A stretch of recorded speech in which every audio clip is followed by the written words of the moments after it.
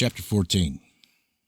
In those days there was in the land of Shinar a wise man who had understanding and all wisdom, and of a beautiful appearance, but he was poor and indigent. His name was Rikayon, and he was hard set to support himself. And he resolved to go to Egypt, to Oswiris, the son of Anam, king of Egypt, to show the king his wisdom, for perhaps he might find grace in his sight to raise him up and give him maintenance. And Rikayon did so. And when Rikayon came to Egypt, he asked the inhabitants of Egypt concerning the king, and the inhabitants of Egypt told him the custom of the king of Egypt. For it was then the custom of the king of Egypt that he went from his royal palace and was seen abroad only one day in the year, and after that the king would return to his palace to remain there. And on the day when the king went forth, he passed judgment in the land, and everyone having a suit came before the king that day to obtain his request.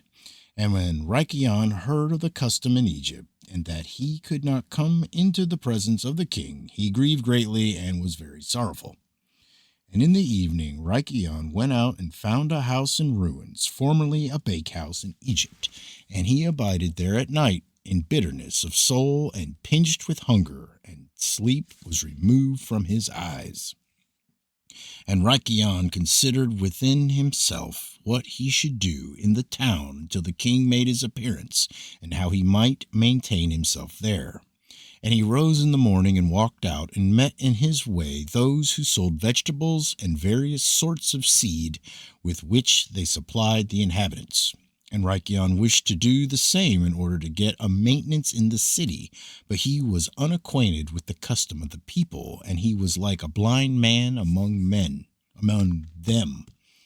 And he went and obtained vegetables to sell them for his support. And the rabble assembled about him and ridiculed him, and took his vegetables from him, and left him nothing.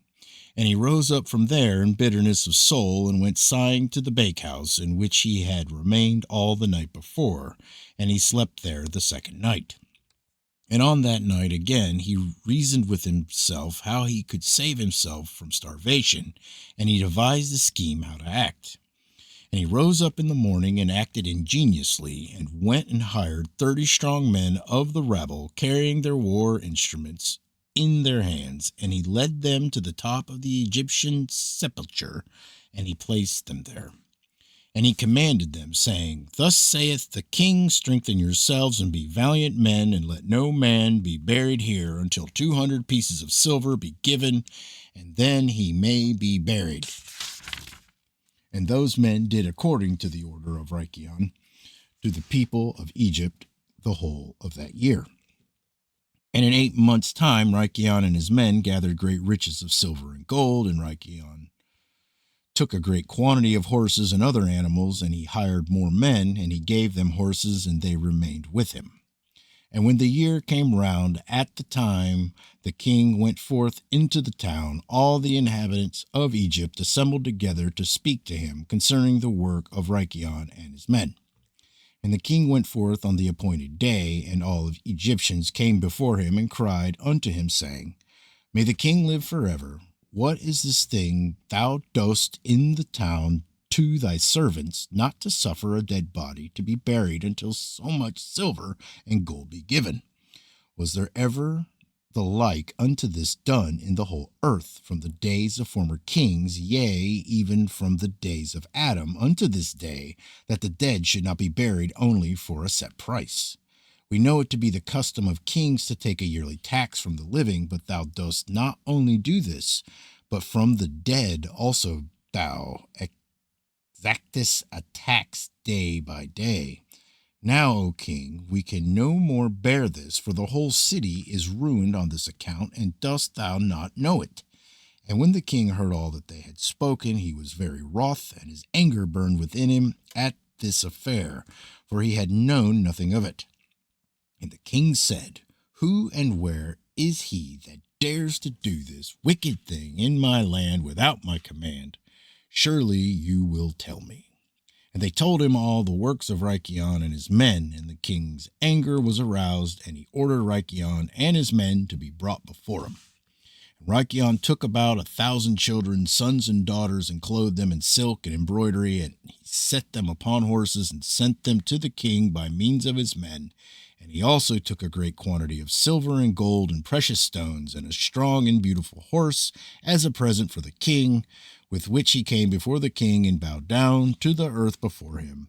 And the king, his servants, and all the inhabitants of Egypt wondered at the work of Reichion, and they saw his riches and the present that he had brought to the king.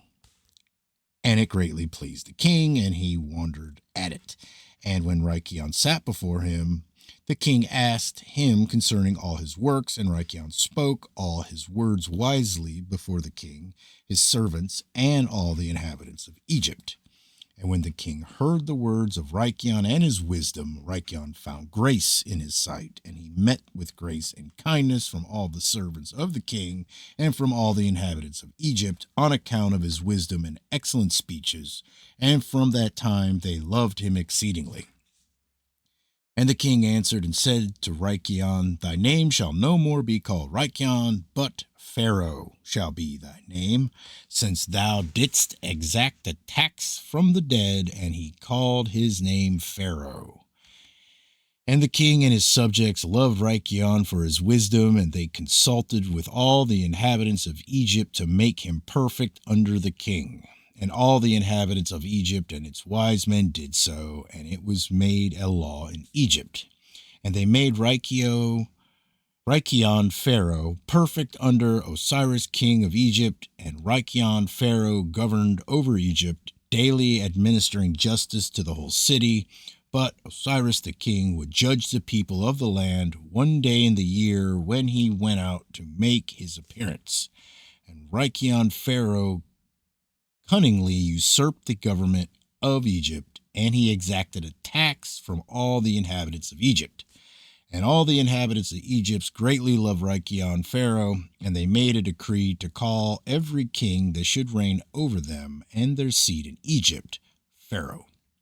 Therefore, all the kings that reigned in Egypt from that time forward were called Pharaoh unto this day.